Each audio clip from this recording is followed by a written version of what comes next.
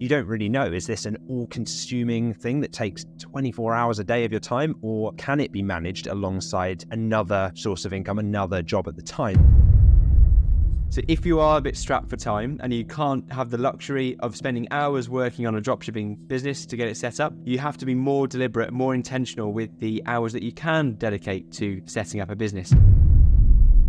And it's the same with your business. The initial force needed is like the rocket taking off. You've got to really go for it. But once it's in motion, you're merely steering. For me, when I realised I had the big goals about creating an e-commerce business, it was a matter of prioritising that above and beyond smaller things that would be vowing for my attention each day. We go on these things that we call semigrations, so we'll go to Mexico in January for 6 weeks, or Dubai for 5 weeks earlier this year, or Chiang Mai in Thailand we moved to for a year. Let's really break this down now, Lewis. When you decided and you first started with your dropshipping business, how long did you dedicate per week, would you say, to get started? It's front-loaded work as well, which is nice. It means that once you have created your business, you can benefit from an income machine for years to come, but you have to have the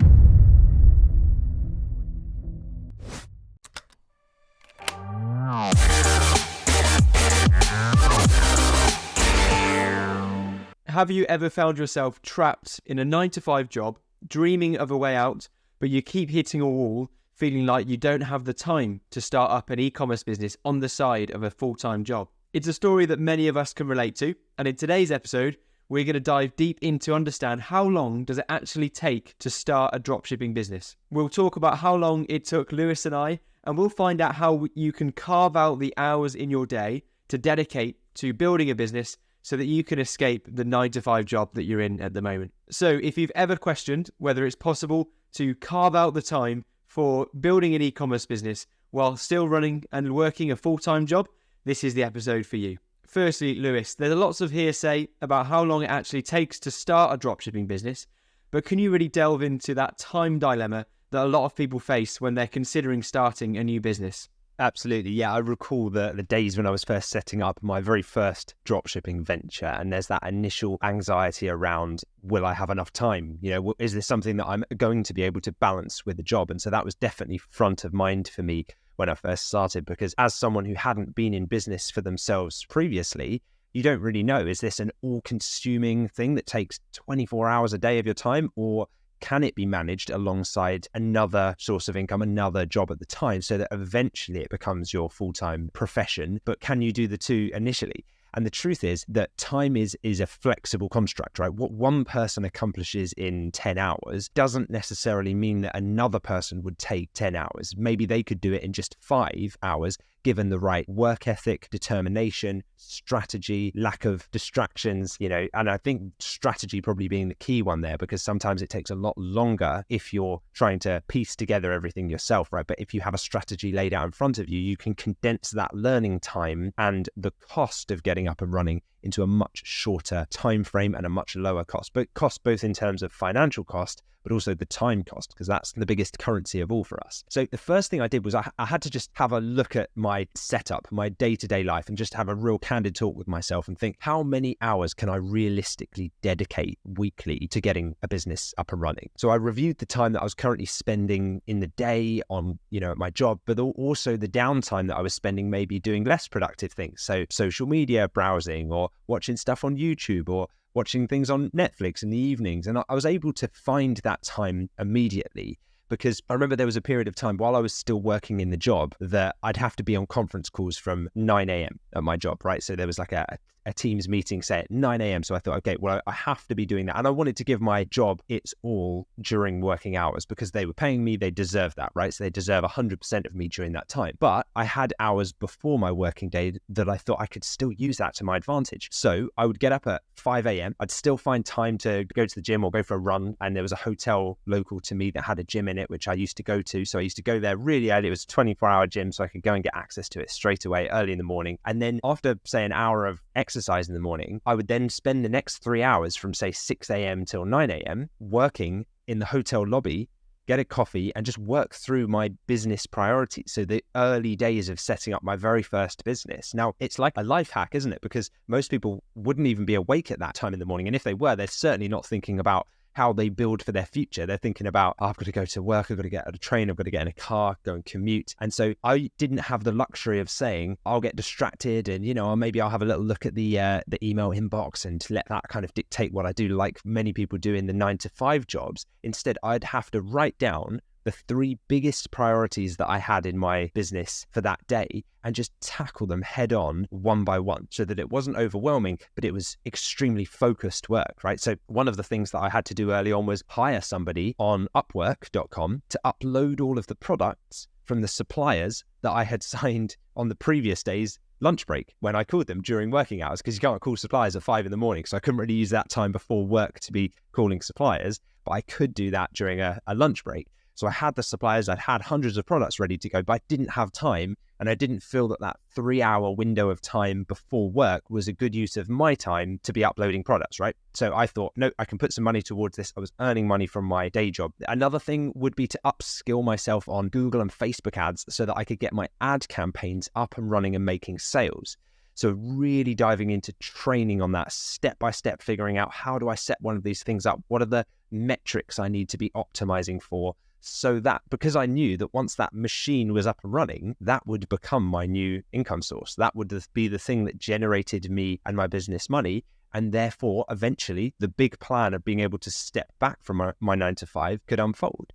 And also, when you first start your business, as you know very well, I'm sure, James, you are the number one employee. You are the only employee, right? So you have to deal with any urgent customer inquiries yourself. And so for that, it wasn't that I didn't feel that was important, but it wasn't a priority in growing the business. It was something that needed to be done, but it wasn't going to, triple the size of our business if I dealt with a few customer inquiries. So what I needed to do was say there needs to be time for that. So I would set a 30-minute timer on my phone, visible. I'd start timer for 30 minutes, bam, put it on airplane mode so nothing else could come through, and just click go. And then I would be watching that timer count down, open the inbox, and that would be it. I would say, right, for the next 30 minutes, I'm giving these customers the best customer service they can possibly get, so that by the end of it, I was like, okay, that's done. It didn't take up the full 3 hours, which it would have done if I'd have just opened the inbox when I first started. And yeah, it's really interesting because I think it allows you to get so much more done in a shorter space of time, right? Yeah, absolutely. So I think when you've got a lack of time, which clearly you had, as you described, you had your 9-to-5 job, but you had to fit that time in the mornings, you then have to think about what type of activities can you dedicate some time to in the day, and they have to be the highest leverage activities. So if you are a bit strapped for time and you can't have the luxury of spending hours working on a dropshipping business to get it set up, you have to be more deliberate, more intentional with the hours that you can dedicate to setting up a business. So I like the examples there that you really have to focus on either batching your tasks like you did with the customer service, and you have to make sure that you're doing all of the same tasks within a short window of time so that it doesn't take up your whole day when you're having to constantly check the inbox and reply to emails as they come in. And also learning. So learning skills is going to be one of the most efficient uses of time that you can have to start with. I know I really highly prioritized training in my early days so that the time that I could dedicate outside of my 9-to-5 was on learning the things that would be able to then regain my time. So running Google ads. How could I run Google ads that would be making money without me having to put in my time to generate those sales? So those sort of activities I think were key to learn when you first get up and running, when you've not got a lot of time. But it is easy to be a procrastinator or be a dabbler where you don't think you have the time, or you think it might take too much time so that you put it off ever starting in the first place. So it is easy to have that. So clearly hearing your story, it is always inspirational to hear your story, to hear how you had a full-time busy corporate role, but you're still able to get away from that procrastination that a lot of people fall into. Yeah, and I even see it now. I mean, that we had a guy the other day who joined our Dropship Unlocked Launchpad community, which, by the way, is our kind of entry-level community that people get access to when they purchase my book, The Home Turf Advantage, which you can get at htabook.com if you're interested. But he'd entered the Launchpad community, and he you could tell by his posts that he was going to be a procrastinator. There was just something there where he'd say things like, I've spent years trying to figure this out. I've read all the books. I've done it all. I've watched hours of YouTube tutorials. I know the strategy, but you could see that he was subconsciously or not, I don't know whether he realized he was doing it or not, he was trying to find excuses as to why it would fail wherever he possibly could. And I think it was a case of almost like self-sabotage. He didn't believe yet that he was worthy of becoming a business owner. And therefore he kept putting these strange obstacles in his way that other people would have just said like, I'll figure that out, that, no worries, because I know that the end goal is much bigger than the hassle of overcoming any of those things. And so he'd say things about like, I'm just concerned about the competition. And I was thinking, you don't even have a business yet. Like, don't worry about that until, you're in business. That's something that business owners deal with. Or he'd say, I'm not convinced that Google Ads are going to be the right method for the products that I'm selling. And I was thinking, well, there are ways of validating that and proving that, right? Or, I don't know if I'll be able to rely on suppliers for what if there's a problem with a product. And it's all these kind of like what if scenarios that are so far in the future that I'm thinking you're fishing here for excuses that are going to hold you back. And so you contrast that to the two members that I just saw posts from I think it was yesterday inside our Launchpad group, Joanne and Michael. So they both recently purchased the Home Turf Advantage book a few weeks ago, and they're very new to the Launchpad community as well. I've heard nothing from them since they started, right? So they've been head down working, going through the book, going through the courses that you get free, the bonuses inside our Launchpad. And yesterday, Joanne posted, I've just worked through the book, I've watched the videos, and I've launched my business today. I'm well chuffed with it. She said, to anyone who is experiencing any of those feelings, just keep going. I still struggle with spreadsheets, but I managed to do this, so don't be put off by the things you don't understand. It will all of a sudden just click with you. The feedback so far is very encouraging. Don't give up. And I just thought that was amazing to hear that from someone that's clearly an action taker. And then Michael as well, he said, so I bought Lewis's book, The Home Turf Advantage. I decided this week that it's finally time to get started. So I've set up my minimum viable store, MVS as we call it in the program, and created a logo, bought my domain, set up Google Workspace, a business email, registered the company tonight, all in a few hours. Now, look at the difference between how Joanne and Michael handled the situation versus the first guy, who I won't name, but just in the same time frame. They both got given the exact same amount of time, but Joanne and Michael made no excuses. It was head down, get it done. And remember, those guys are just doing this from the book. They've not even joined our masterclass mentorship program yet. So imagine how quickly they're going to scale up their business once they do. Yeah, amazing to see those results there from Joanne and Michael. Clearly the type of action takers that we love to see in the program, and they're going to go a long way with all of the action they're able to take in such a short amount of time. But I think time is one of these things. It's an easy excuse to give in a way, because it's always there as an option to say, look, I just don't have the time right now. But a nice way that I like to think about time is thinking about all of the different responsibilities that you have, and sort of thinking about this in the jar method that I've heard referred to sometimes, with how to think about the time and how you can choose what to spend your time on. So imagine all of your responsibilities. So family, career, your dreams, so an e-commerce business, also your full-time job, you've got your children perhaps, you've got your house to look after, you've got a social life. They all represent things that you can fill into a jar. Now, the biggest things in life, like your family, your career, they represent large things like stones or rocks. Then there's the pebbles that are smaller things, but still significant. There might be your social life and friends.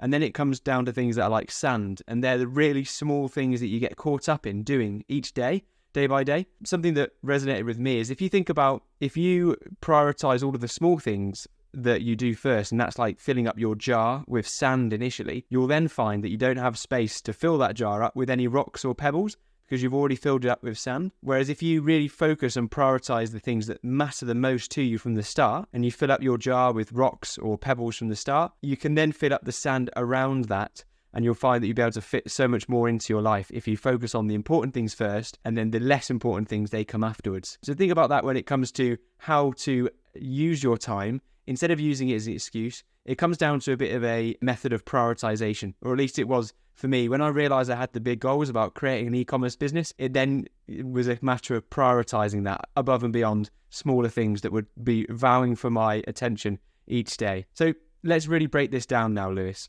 When you decided and you first started with your dropshipping business, how long did you dedicate per week, would you say, to get started? Yeah, when I first started, I'd probably say I dedicated about 14 hours a week in the kind of the down times of the time before work, the time after work, the weekends, things like that. And it took me about 4 weeks from when I first really got a strategy that I was happy with through to making my first sale. But it was a blend of learning, implementing, course correcting as I went. And it varies depending on your dedication to it, how much you want it, but also your resources and the learning curve as well, like how fast you are at taking on board new feedback and information. But for most people, I'd say, because we see a lot of people go from complete beginner to up and running and making sales, I'd say 6 weeks is a realistic expectation to get up and running and making sales. Now, that doesn't mean your business is complete and you never need to touch it beyond that point, but certainly that first big milestone of making your first sale online. Once you structure your week though, and you allocate specific blocks for, say, researching or setting up your store or marketing,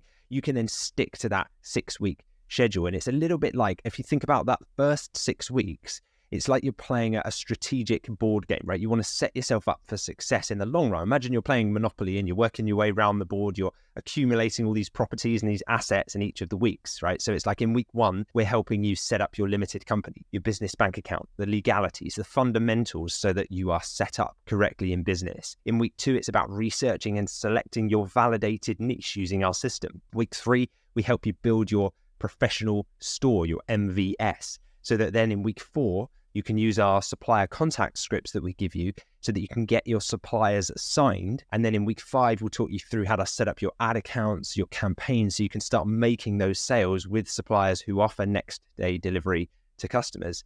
Then eventually in week 6, which is kind of our never ending week, you set up your processes and it kind of shows you how to find and hire your first virtual assistant once you eventually need one, which you probably won't 6 weeks in, but you will a few months in, so that when you do truly launch, you are set up. Your business can absolutely dominate from day one because you have all of those assets accumulated for you to be able to succeed as soon as you launch. And having that structure in place with each week telling you what you're going to learn next, it really helped. It certainly helped me when I first went through that program, was knowing that each week was scheduled in ahead of time in terms of what I would learn. So as soon as I could dedicate some time, I knew what I was focusing on. I didn't need to spend time thinking about what I was going to spend my time on because that was already set up for me. So when you have less time, I think it's important to consider routines and how you might need to set up a routine potentially if you're going to stick to something for the long term. So Lewis, you often emphasize the importance of having a routine in your own story. So yeah, how important do you think having a routine is for yourself, but also for other people that are thinking about getting started, but they don't think they have the time? Yeah, so important for me personally. I can speak from my own experience here. My initial weeks when I started, I didn't realize how important a routine would be. They were just chaotic. It was just me jumping from one task to another, putting out fires is what it felt like. And it's just overwhelming. And you just end the day so stressed and overwhelmed and with so much spinning around your head. And you constantly feel like you've not achieved what you set out to do in the day because you had no defined goal that you were aiming for.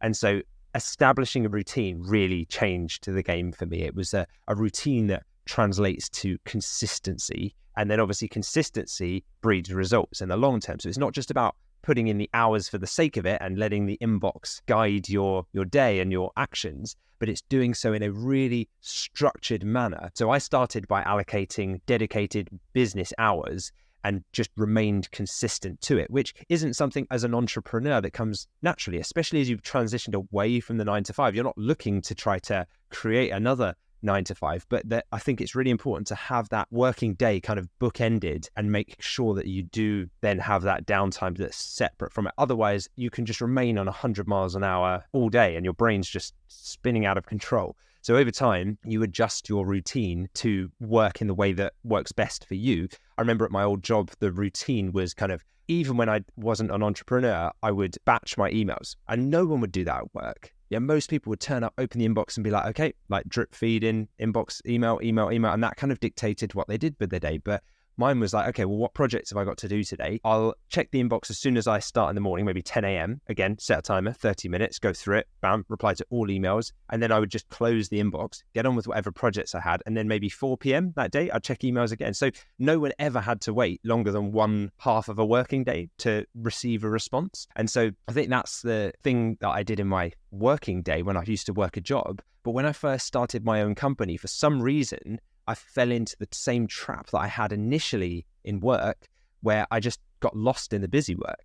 And I realized it was taking an unnecessary amount of time that it didn't need to. So I started batching tasks again, and I reread the 4-hour work week, and I realized I need to calendarize everything and batch everything here. So we even now have a shared family calendar where my wife and I will put all of our time commitments and personal stuff in so that we each know what commitments each other have, and we can then schedule our free time, which sounds ridiculous. Scheduling your free time should just be free, right? But as an entrepreneur, it doesn't necessarily work like that. because it's easy to lose that and let the business encroach on your personal time. And so that time freedom was one of the main reasons why I got into business in the first place. So if I didn't protect that and really calendarize that, then it would be very easy to have a business that kept me so busy but didn't give me the thing that I wanted, which was time, freedom, autonomy, and control. So we now, as a family, we go on these things that we call semigrations, so we're like, we'll go to Mexico in January for 6 weeks, or Dubai for 5 weeks earlier this year, or Chiang Mai in Thailand we moved to for a year.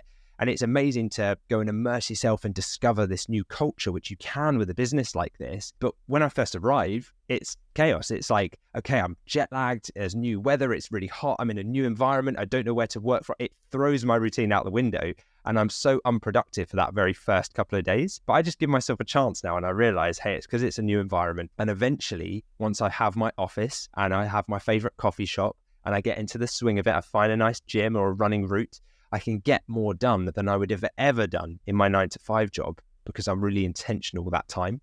So I can set myself goals. And if I could, say, if I launch this ad campaign by 12 noon today, then I'm going to go to the beach with my family this afternoon. And that's my reward for having focused that morning's work.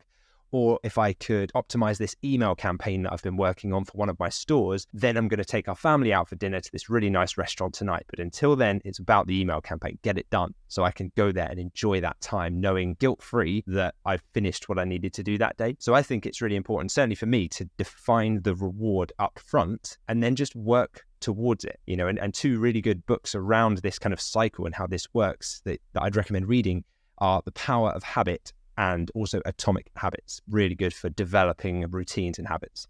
Both really good books. And I think habits is key when it comes to setting up a routine, because ultimately you are what you repeatedly do, is a famous quote. And so the habits that we do become the routine that we have, and the routine we have creates the life that we ultimately end up with. So I completely agree. I certainly had to put a routine in place. And I put a routine in place from the point of view where I knew I was going to be pushing to find new time that I didn't have before to be able to build a business alongside a job.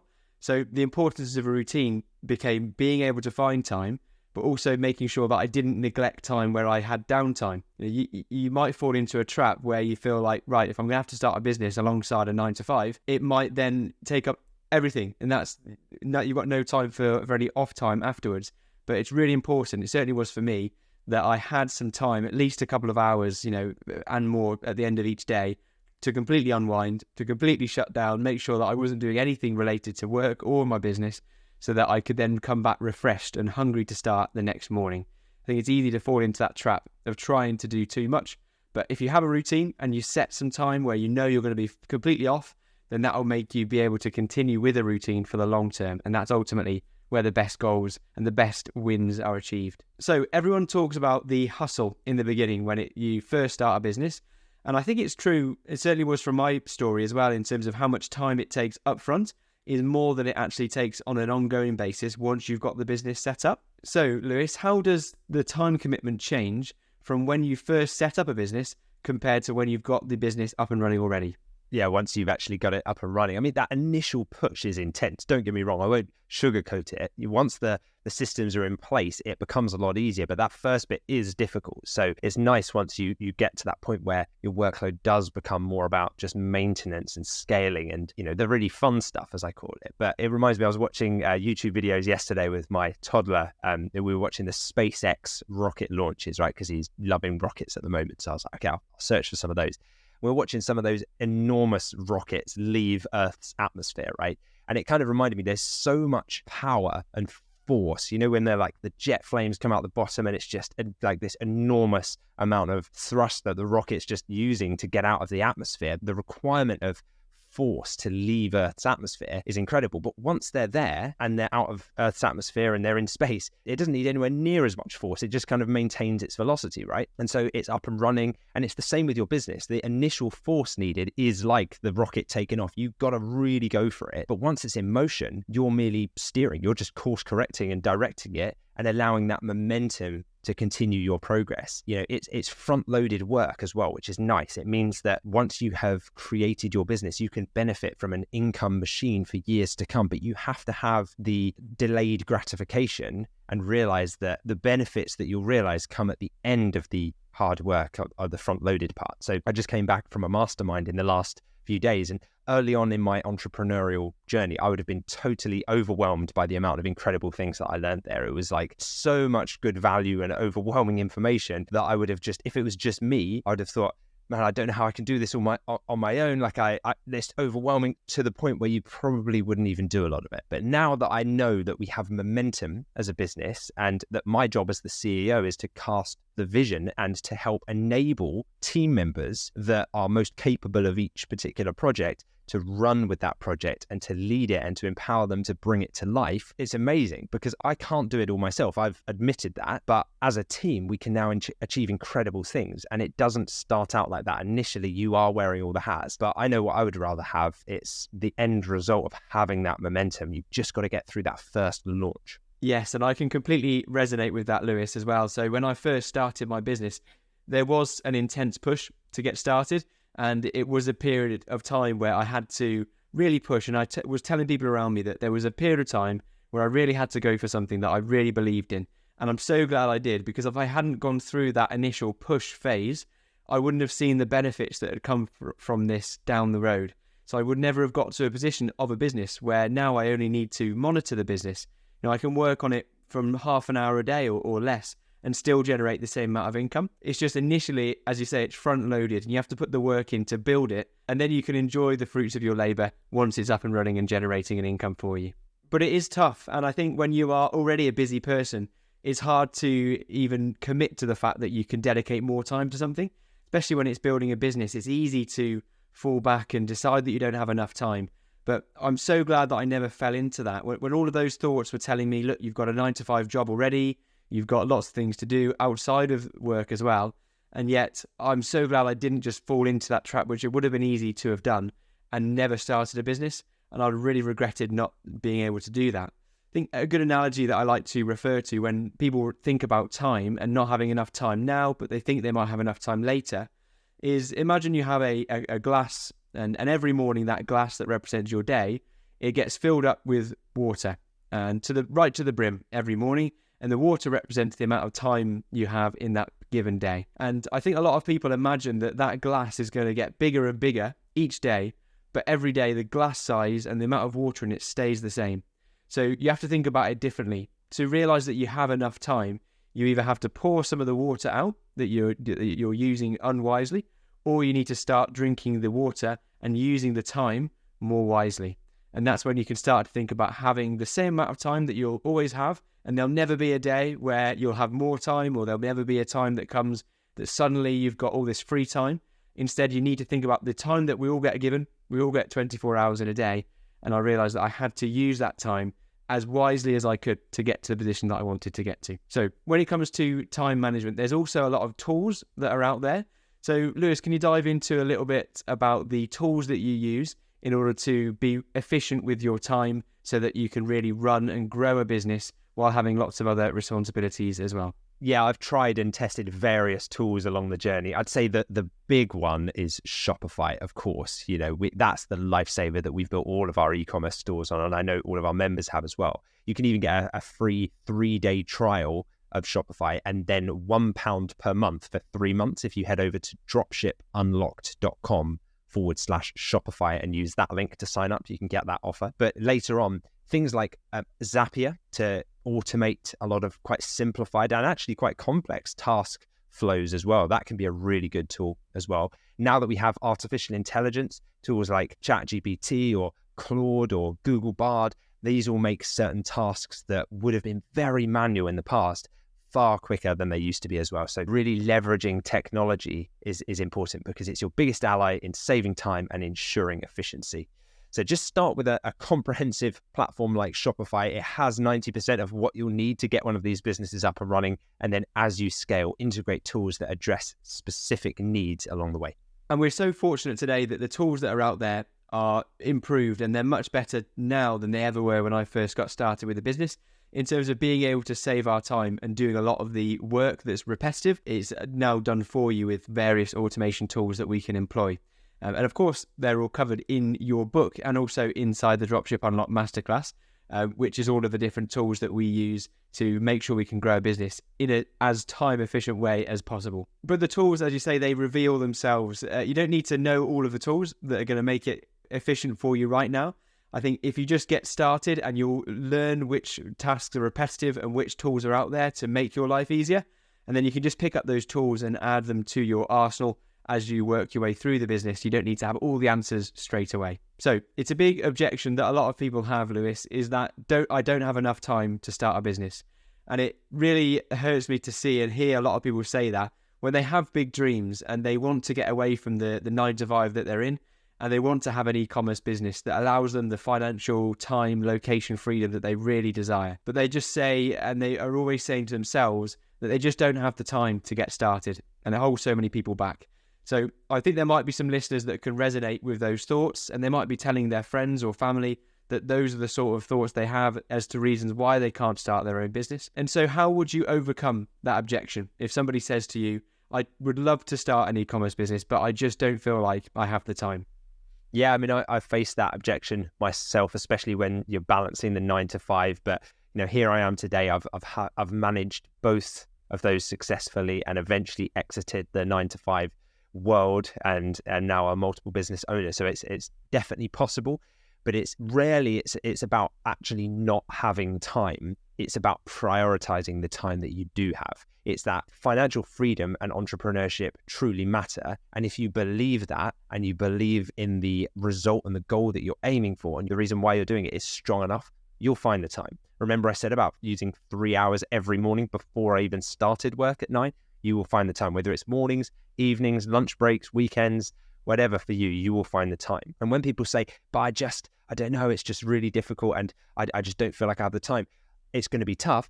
I'm like, yeah, I'm not saying it's not going to be tough, but consider this question. Would you rather work extremely hard now for, say, 6 months of solid, flat out working multiple jobs at the same time in exchange for a lifetime of time, freedom, location independence, and loving what you do? Or would you rather remain stuck working for someone else and be worked just as hard at something that you have little autonomy, freedom, or control over, and be paid a fraction of what you could have been? The only difference is, are you willing to work hard for that initial launch? So I know what I'd rather do. The other thing is audit your day as well. Just identify the things that are sucking up all of your time and cut them out. Even freeing up just 60 minutes a day accumulates to 30 hours per month. You could start a business in that time.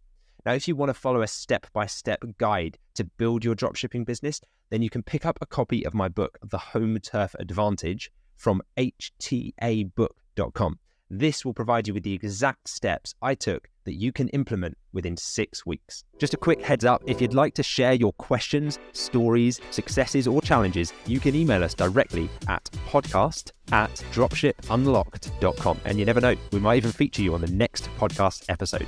Also, if you want access to today's show notes or any of the resources we've mentioned in the episode today, then head over to dropshipunlocked.com/podcast. We also have a small favour to ask of you. If you enjoyed the show so far, if you could take a minute to leave us a rating and review on your podcast platform of choice. You wouldn't believe how much your reviews help us grow the podcast. We'll even read out some of our favourites on the next episode. So if you want to be featured on the show, please do go ahead and leave us a review today. Thanks so much for your support. We really couldn't do it without you, and we absolutely love hearing what you think of the podcast. Okay, now it's part of the episode where we will answer a question from a listener. And this question has come in from Steve, and his question is related directly to the subject that we've been talking about in today's episode. And it's all about managing time when you're first getting set up. So I'm going to read Steve's question now.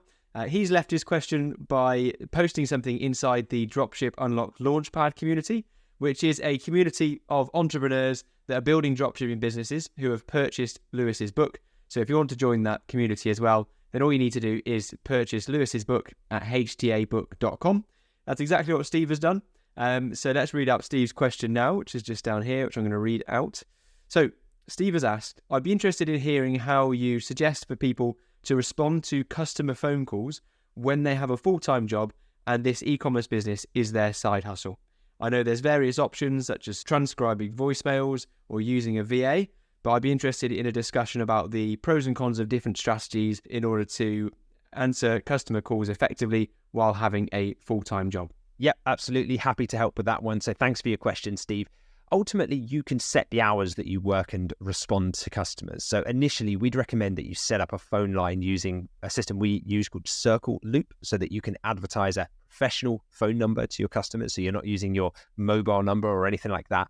That shows your customers that you're a genuine business and that you want to help customers. So using Circle Loop, on that tool, you can set the hours that you want your phone line to be open. And what you can also do is you can set a voicemail message to set expectations for your customers so that they know when to expect a response, right? I initially used to use Circle Loop transcriptions, which was really handy. So that would transcribe the voicemails that my customers had left, so that once I had set those expectations and they would leave a voicemail, I could then see those come through as emails later on and could then get back to customers either by email or just by phone in a batched time frame once I was available to start doing some calls. So remember the 30-minute timer thing I talked about? That's where I would use that to then get back to those messages.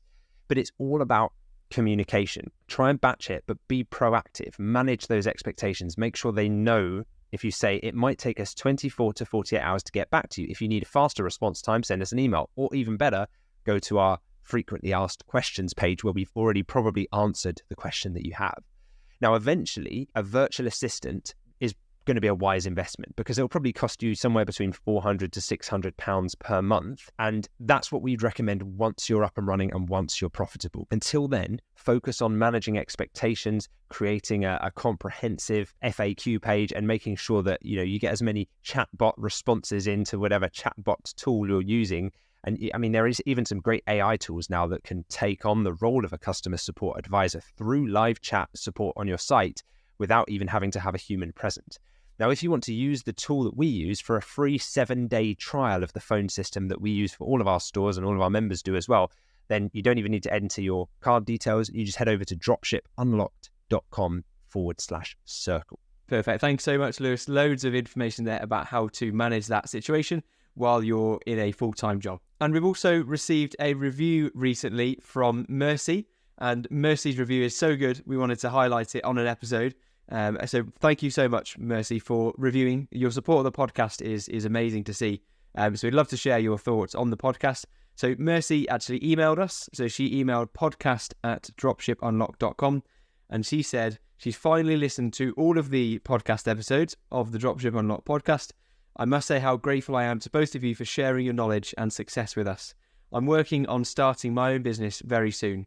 I look forward to sharing my stories with you later and being a big part of the community. Thank you very much, and God bless from Mercy. So Mercy, thank you so much for the review. That really does mean a lot to us. To hear that is amazing. So thanks so much for your support. Thank you so much for the review, Mercy. We're so glad to hear that you've been enjoying the podcast and that you have now joined the Dropship Unlocked Masterclass program. So welcome aboard. Want to tell us what you think of the podcast? It's easy. Give us a review on your favorite podcast app, or if you love YouTube, leave us a comment on this video. Your thoughts might even feature in our next show. Now, before we say goodbye today, think about sharing this episode with a friend or a family member. Perhaps you know someone who's really into business ideas. Why not share this with them? By doing so, we're not just sharing tips, but we're building a community of people who think the same way as us. Be a part of this growing community by sharing this episode today. Thanks for joining us on this episode of the Dropship Unlocked podcast. We hope you found the discussion both inspiring and entertaining. If you're ready to begin your own high-ticket dropshipping journey, then here's what to do next. I've taken all of the years of my own experience, both in running my e-commerce businesses and teaching hundreds of others how to do the same, and I've condensed it all into my book, The Home Turf Advantage. It's your comprehensive guide designed to help you create your own e-commerce business, and you can grab your copy today at htabook.com. Stay connected by subscribing to the podcast. This way you'll never miss an episode packed with valuable insights. And if you enjoyed what you heard today, please leave us a review. Your feedback motivates us, and we love sharing our favourite reviews on future episodes. And thank you for deciding to spend your time with us today. We really appreciate you, and we look forward to sharing more high-ticket dropshipping insights with you on our next episode of the Dropship Unlocked podcast.